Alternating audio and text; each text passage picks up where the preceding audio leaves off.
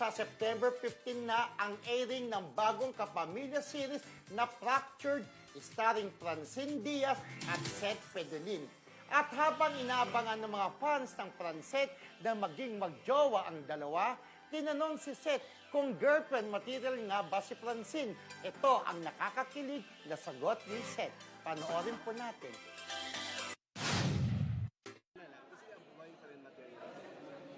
Very. Ay, ikaw. Is she a girlfriend material? Saluhin mo yan, Seth. Is she a girlfriend material? Wife material ata po eh. Reaction. Wife material na. Advice. Hindi, kasi Mamadali ka kaysa sa amin. hindi, Reaction mo. Francine mo na. napaka kasi, kaya ako nasabi yun kasi gusto ko kung paano siya pinalaki ng pamilya niya. So, yun ang masasabi ko.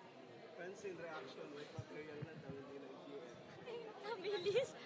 Thank you, I guess. Husband material na ba siya? Thank you, ah. Thank you po.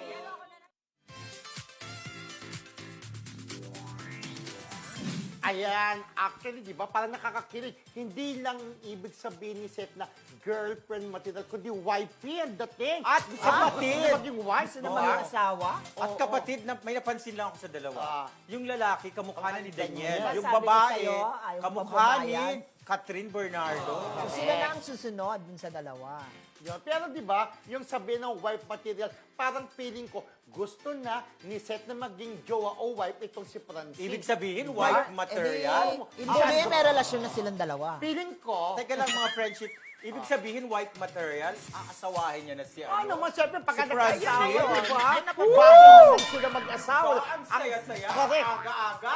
Ang Francet Ano ba yan? Ang pagka na nagkatuloyan dalawa, super, ang mga tagangan niya, bongga-bongga yan, di ba? Magpapaputok ng mga lucis, parang bago to ng Ano dating. to? New Hindi Year? kasi, meron silang gano'n, yung parang proposal Prom, dati, ano? naalala mo yun?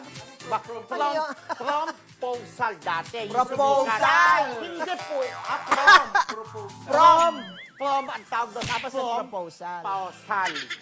Yung prom, di ba may prom doon sa ABS dati? Prom. Proposal. Bongga-bongga, may mga pasawag-pasawag, paputok-paputukan. Di ba? Para niyayin, ikaw maging date ko, sabi ni Seth kay Francine, di ba? Pumayag. Kinilig ako kasi bagay sila, di ba? Pumayag naman. Bakit? Pumayag naman, nag-date nga sila.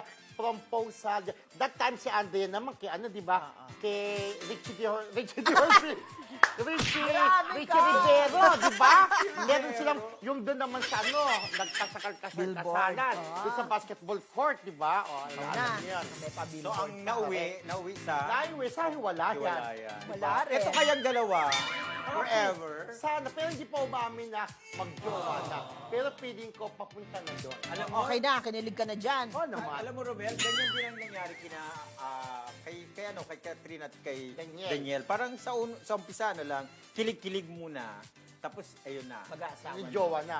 Jowa na. Pero sa tingin ko, pwede silang magpakasal kasi financially stable na yung Daniel. Nalaman mo talaga yung financial. Nakita ko si Daniel, 28 na pwede Ano si na. Daniel? Oo, akala ko si Franz. Hindi, ito bawal pa. Career first, Francet, di ba? Wow, Yung kay Daniel Ingrid! talaga, Yes. inaabangan na talaga yun dahil alam naman na sila na talaga yung magkakatuluyan. Saan na, di ba? Para sa mga fans ng Francet. O, di ba? Alam mo na. Set, Bibon. That's it, Francet. That's Okay. it, Francet. Magkatuloy na kayo para sa mga fans nyo, di ba?